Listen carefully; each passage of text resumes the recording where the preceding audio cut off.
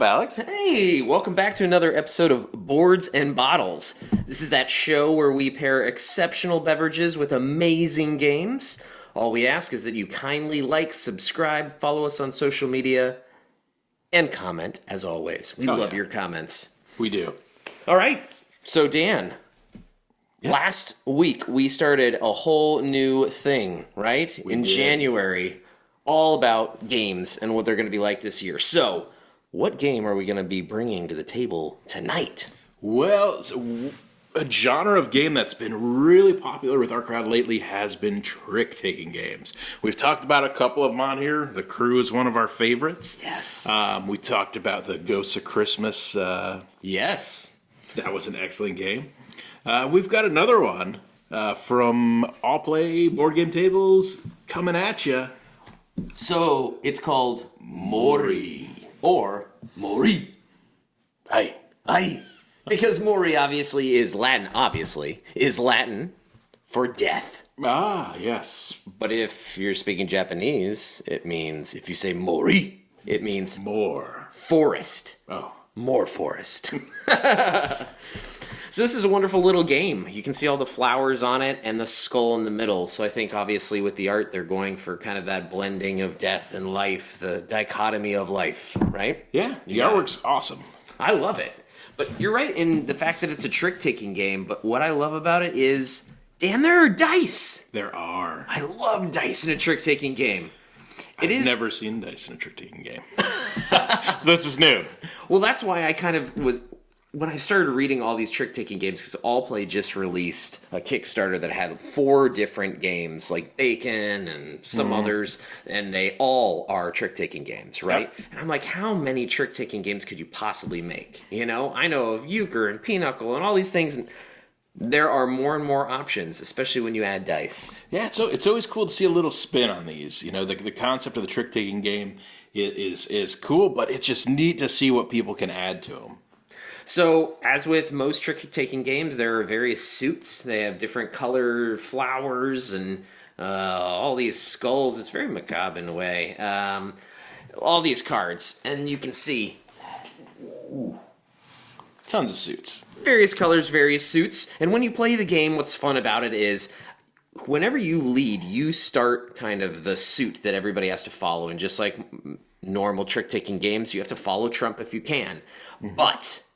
there are so many ways that you can avoid it, right? So first of all, if you're voided that suit, you can then make sure you can play your X card. You can also play a card of another suit, and that might allow you to trump in, right? It's always the one that's adjacent to it. Yeah, they've got this... amazing little board that helps to explain it. Yeah, there's a little wheel that kind of shows you, like, this color trumps this color. And that's like the nerd side. Like, show them the other side. Like, that's the pretty one. Yeah. That's the pretty one. That one's much prettier. It's harder to tell what's going on, but it adds a little.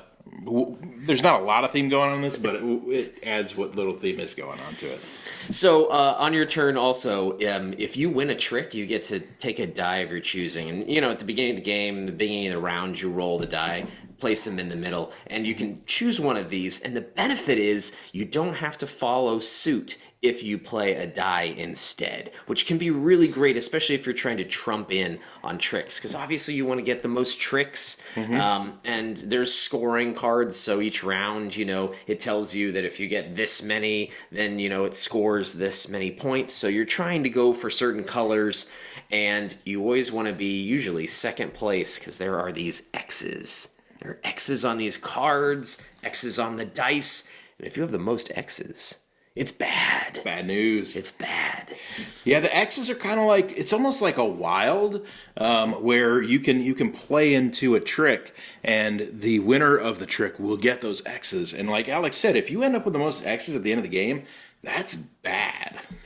So you can start sliding these things into other people's tricks. But if you're second place with the X's, you get points. That's cool, yeah. So you kind of want to push the envelope, but not too much. So that adds a cool wrinkle to it as well. One of the other things you'll notice on some of the cards, like you'll see these little skulls on the side. So this adds like a whole nother scoring element to the end of the game. Skulls are bad. These little leaves, the life, that is good.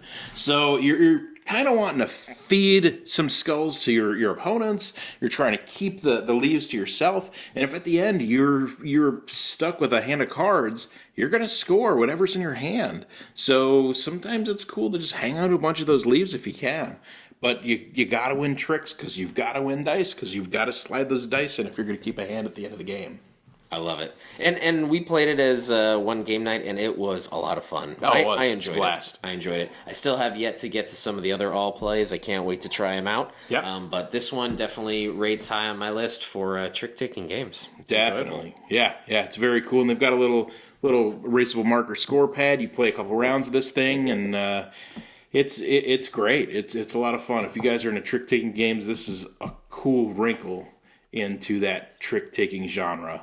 And just kind of like we said with The Ghost of Christmas, is that, many people have played traditional trick-taking games. Now that they're coming out with all these additions, if you're amazing at bridge, you might be terrible at Mori. Right, right. Because it just is different skill sets, especially when you're first trying to learn the game. So it's fun. It's just different. Definitely. There's a little bit of random with the dice, which I like. I get into that. And there's certain people that are very good at counting cards and knowing exactly what's left to be played, which I think is what makes you a great trick-taking game player. Me, not so much. So I love that random element where he might know 75% of what's going on. He doesn't know the full picture. Always got to keep me on my toes. Yeah. It's true. So this is a 3 to 5 player game, plays in about 30 minutes, maybe a little bit more if you're teaching, but solid play. Now, we've come to the point where we decide what to pair this with, because what is a great game without a great beverage to have with it? Of course. So what did you bring, Dan? What did I bring? Yes. Well, knowing that Mori means death, I went with the death theme. Tequila with the worm. No. Oh, thank heavens. No. One of the things that I think of when I think of death and I look at this cover is flowers. What says flowers better than 4 roses? Oh, I love that. Right? There are roses in here. This is amazing. It's perfect. So 4 Roses is a distillery I really, really love. They're out of Lawrenceburg, Kentucky. One of the coolest things about 4 Roses, if you're familiar with them, they have different yeast strains that they use. So you'll see on some of the single barrels, especially some of like the store pick kind of things, you'll see it might say OESV or OBSK. What those are is they're different yeast strains, and they're different mash bills that they have going on in here. So there's 10 different recipes of 4 Roses you can get. This is not one of those, but it's just something cool about the brand. This is the Small Batch Select, which is honestly one of my favorite bourbons on the planet. Like, if I just drank that for the rest of my life, I would die a happy man. May I trouble you for a sip?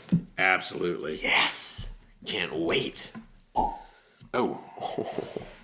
That's just too pleasant. That was a massive cork there. It was. It's a heavy one. Thank you. I'll give you a little pour to start. We can always have a little more at game night. Ooh, wow. Yeah, one of the things I like about 4 Roses is sometimes, especially with some of the recipes, they can be pretty rye prevalent, but it's a rye profile that I like. It's not that herbal rye. It's more of a like brown sugary, oaky candy rye. Oh, that smells nice. It's so good. Cheers. Cheers, guys.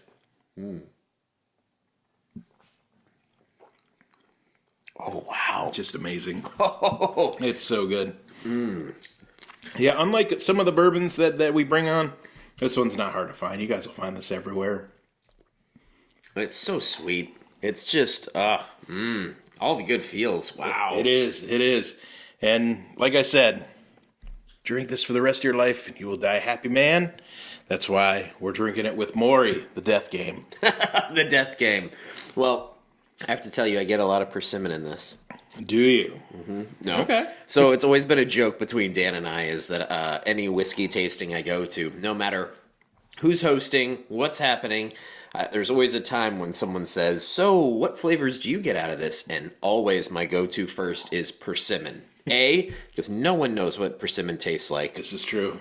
and B, it makes me sound very, very intelligent. But I will tell Now you, that you're on his trick, it doesn't. now that everyone knows. But Yeah, I will secret's say out. the other day I bought a persimmon to eat it and was pleasantly surprised that about half the time I say it, I'm dead on. Oh, nice. Yeah, you should try persimmon and you'll see a lot of whiskeys taste a little bit like persimmon. That's awesome. This one, I actually get a lot of spice in. I think it's the rye spice, but it can come off almost like a clove or a cinnamon or baking spice. There's a lot of sweetness as well. I have to tell you, I get a lot of persimmon, for real.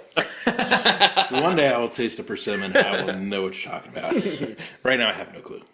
Awesome, Dan. Well, you talked about the death side of Mori. I'm going to go to the Mori side, the forest, the life side. Oh, okay. So when I think of Mori, I think of Japan. Of course. And I had a perfect Japanese whiskey that was primed for tonight, but unfortunately it did not last. And it is all drunk up. So instead, I brought something very exciting. You can only find it in the Asian market. Okay. So it is not for sale. My sister actually went over to Taiwan. Okay. She went to this distillery and purchased it on site. Not available in U.S. markets. Interesting. Brought it back. Best sister, best gift. All right. I'm curious. It is the Kavalan. Oh, yeah. So they make the Concert Master, which I absolutely adore. The Yeah. port finish Concert Master. But this That is was on my actually- top whiskeys of 2023. This is actually the Soloist. Oh, okay. So Soloist is more their single cask offering, right? So this one, I thought of you, Dan, because it is finished in ex-bourbon casks. Wonderful. I know. Man, it's got a lot of awards on the front of it. It does, yes. International Spirits Challenge 2017. Oh, yeah, all of these. But what's really special is the U.S. Ones that ever get shipped over here. You can always tell a U.S. one because normally it's about 46% volume. This is cast strength as Oh, well. okay. So that's how you know that it came from the Asian market. 56.3 only for sale at the distillery. Let's get a sample of it. Ooh, also comes with a scroll. That's so That's cool. All right. Let's give it a taste.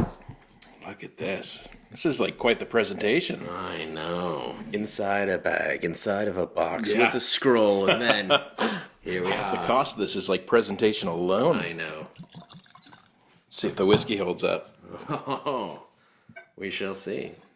Oh, So a lot of people love their sherry versions, obviously, because they're easier to drink. This is the cast strength, so it's pretty heavy. And yeah, this is number 133 out of 159. So really? let's get it going. Oh, interesting. That's Yeah, that's beautiful. beautiful. Like that. All right.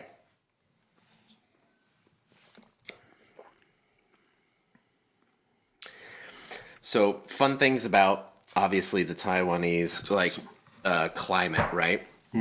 Compared to Scotland, their angel share is 15%. Okay. Right? So there's a lot of interaction with that oak. That's what you're picking up on, right? For those that don't know about angel share, Yep. Very true. It's the amount that evaporates, right?